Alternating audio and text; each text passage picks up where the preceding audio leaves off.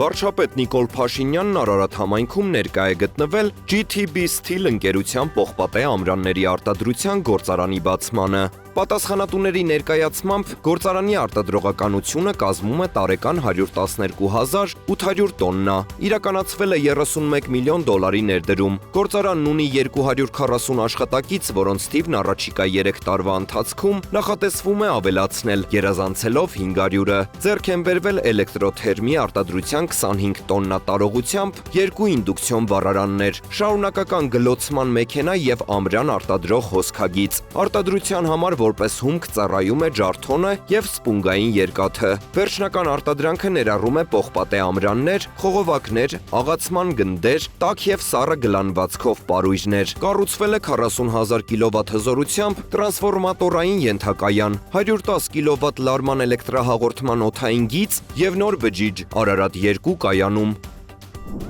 Ճանապարհային դեպարտամենտ հիմնադրամի գույքագրման եւ ծրագրերի մշակման բաժնի աշխատակիցների կողմից 2024 թվականին իրականացվել է ընդհանուր երկարությամբ մոտ 607 կիլոմետր ճանապարհահատվածների գույքագրում եւ տեսաձայնագրում։ Գույքագրվել են միջպետական նշանակության 145,37 կիլոմետր, հանրապետական նշանակության 132,38 կիլոմետր եւ տեղական նշանակության 329,1 կիլոմետր ճանապարհահատվածներ։ Հիմնադրամի տեղեկատվության համաձայն իրականացվել է դաշտային աշխատանքների ընթացքում հավաքագրված տվյալների ամփոփում եւ վերլուծություն։ Գույքագրման աշխատանքները շարունակական բնույթ են կրում։